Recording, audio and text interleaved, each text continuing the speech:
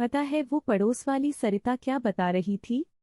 मुझे कहाँ से पता होगा, तुमसे बोला तो तुम जानो, रमेश ने कहा। अनीता डैश तुम अपने व्यंग्यबाण हर समय चला दिया करो, ये भी नहीं कि जरा देख लो कि सामने वाले की बातों में कितनी गंभीरता है। रमेश, अच्छा भगवान, गलती हो गई, बताओ क्या कहना है। अनीता डैश सरिता बता रही थी कि उसकी नंद की कई साल से संतान नहीं थी, फिर वह फला शहर से कोई 20-25 किलोमीटर आगे किसी गांव में टेकरी पर हर सिद्धि माता का मंदिर है, वहां गई थी। कहते हैं वहां मन्नत पूरी होती है। हम भी जाकर आए क्या? रमेश, अच्छा तुम्हें बस मन्नत पूरी हो जाए इसलिए जाना है? साधारणत ऐसा कोई मनुष्य नहीं होगा जिसके पास कोई इच्छा न हो जिसे वह पूरा करना चाहता हो। जब उसे पता चले कि फला जगह जाने से वह इच्छा पूरी भी हो जाएगी तो बेचारा भला मानुस वहां जाने से क्यों चुपने लगा। इससे अच्छा मार्केटिंग का तरीका कोई हो भी नहीं सकता। मन्नत पूर्ति के नाम पर कुछ भी आसानी से बिक सकता है। बड़े धार्मिक लोग हैं, अपने देश के भगवान के नाम पर किसी तर्क के लिए अपने दिमाग में स्थान नहीं रखते, बस मन्नत पूरी हो जाए तो काहे का तर्क और काहे का वितर्क। रमेश का तो यही मानना था। अनीता डैश इनसे तो बस बहस करवा लो, सारी दुनिया कह रही है पर वो सब तो बेवकूफ है। भगवान ने सारी समझदारी का ठेका तो बस इन्हें ही दे दिया है। स्त्रीहट और बालहट के आगे भला किसकी चलती है, रमेश को तो अनुमति देनी ही थी। अगले रविवार को जाना तय हुआ।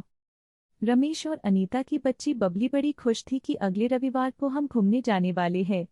बच्चों को क्या मतलब कि कहाँ जाना है, उनके लिए तो बाहर जाना मतलब मनोरंजन है, क्योंकि बबली के लिए अभी तक बाहर जाने का अनुभव केवल नानी के घर जाने का था, लेकिन इस बार तो नानी के घर की तरह किसी बड़े शहर थोड़े जाना है, जहां जाते ही सादर सत्कार और मेहमान नवाजी शुरू हो जाती है।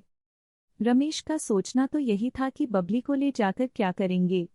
परेशानी ये थी कि बबली के दादा डैश दादी भी गांव गए हुए थे, तो इसे कहाँ छोड़कर जाएं, इसलिए मजबूरी में साथ ले जाना पड़ा। आप रविवार को सुबह 10 बजे की ट्रेन थी, टिकट भी लेना था, सो थोड़ा जल्दी ही 9:45 तक स्टेशन पहुंच गए। 4 नंबर प्लेटफॉर्म पर ठीक 10 बजे ट्रेन आ गई।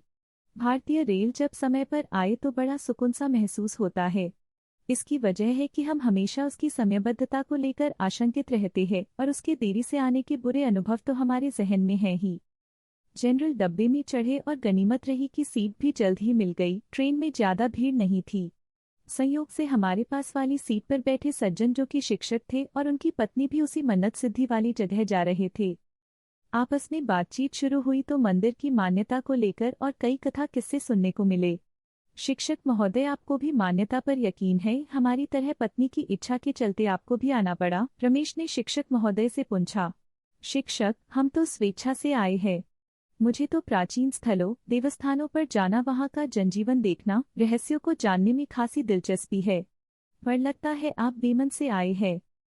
रमेश, मई की चिलचिलाती धूप में लोग जाते हैं कहीं ठंडी जगह पर और हम हैं कि परेशान होते हुए जा रहे हैं, इस आस में की मन्नत पूरी होती है। शिक्षक, क्या पता होती भी हो, जब जा ही रही तो विश्वास रखिए। शाम के 5 बजे ट्रेन उस जंक्शन पर पहुंची जहां से अभी 20-25 किलोमीटर का सफर करना बाकी था। दिन भर की थकान सभी के चेहरे पर साफ दिख रही थी, लेकिन आस्था में शक्ति अपार होती है। थोड़ी देर उसी जंक्शन पर रुककर जलपान किया और अब आगे प्रस्थान के लिए बस पगडनी थी।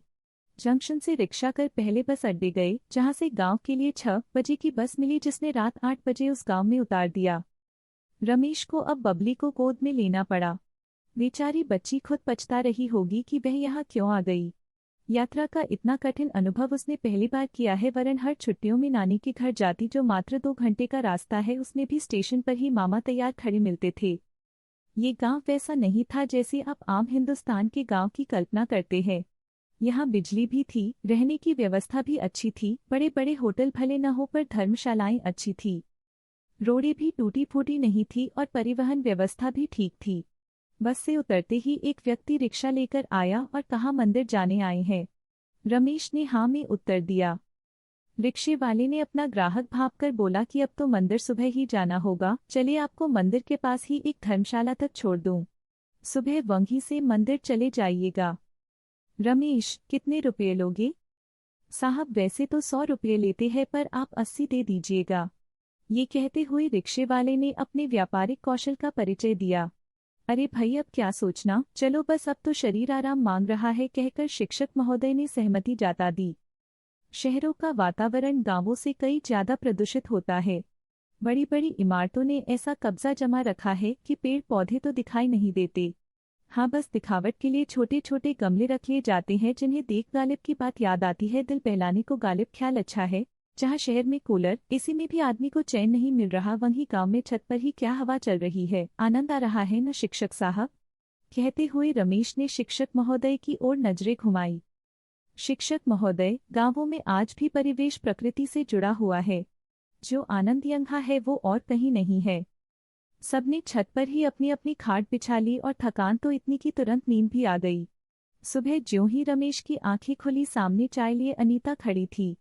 आज वास्तव में बहुत अच्छी नींद आई, रमेश ने कहा। अनीता ने चाय का प्याला आगे बढ़ाते हुए आदेशात्मक स्वर में बोला, तो अब जल्दी से नहा भी लो, फिर दर्शन के लिए भी जाना है। 9 बजे तक सभी तैयार हो गए, बस अब निकलना था। मंदिर पैदल दूरी पर ही था। रमेश द्वारा नाश्ते के लिए पूछने पर अनीता ने बताया कि पहले दर्शन कराते हैं, फिर खाना पीना कर लेंगे, पर बबली को रास्ते में कुछ खिला देंगे बाजार से। चलो, जैसा तुम ठीक समझो के साथ रमेश ने अपनी सहमति व्यक्त की। रास्ते में बबली ने कचौरी खाई, बाकी किसी ने कुछ नहीं लिया। कोई 5 मिनट की पैदल यात्रा के बाद वह स्थान आया जहां से अब पहाड़ी का रास्ता तय करना था। हालांकि सीढ़ियां थी जो मंदिर तक जाती थी, करीब 300 सीढ़ियां होंगी।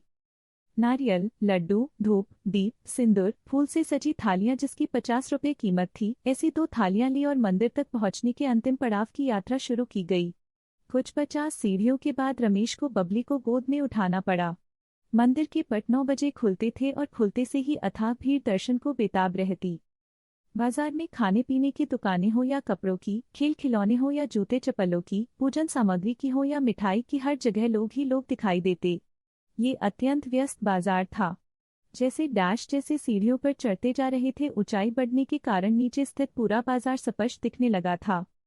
मंदिर के अंदर भक्तों का तांता लगा हुआ था, पर मंदिर के अंदर व्यवस्थाएं सुचारू होने के कारण दर्शन के लिए कोई परेशानी का सामना नहीं करना पड़ा। दर्शन के बाद बाहर आते से ही रमेश ने शिक्षक महोदय के समक्ष एक सवाल रख दिया कि क्या लगता है आपको यहाँ मन्नतें पूरी होती हैं? शिक्षक महोदय बड़ी विनम्रता से बोले कि पूरे गांव की अर्थव्यवस्था इसी मंदिर के भरोसे है। किसी की दुकान है तो किसी का भोजनालय, और सभी की कमाई तो इस मंदिर के भक्तों से ही है। इस हिसाब से उनके परिवारों की तो रोज की आशा आकांक्षाओं की पूर्ति इसी मंदिर के भरोसे होती है। अब बताइए, इतने लोगों की मन्नत तो रोज ये मंदिर पूरी कर रहा है। रमेश तब सा रह गया, उसके पास कहने को कुछ नहीं था, इसलिए केवल सर हिलाकर सहमति प्रकट कर दी। लौटते वक्त रास्ते में बबली ने पिता का हाथ पकड़ा हुआ था। उसने अचानक सवाल किया कि पापा, सब कह रहे थे यहाँ मन्नत पूरी होती है। रमेश ने बबली को गोद में लिया और कहा, हाँ होती है, अगर आप दिल से मांगो तो। इस जवाब को सुनकर अनीता हैरान थी। उसने पुनः मुड़कर मंदिर की ओर नमस्कार किया। अनीता को अब यकीन हो चला था कि ये मंदिर वास्तव में चमत्कारी है, जिसके दर्शन मात्र से ही रमेश के विचारों में परिवर्तन आ गया।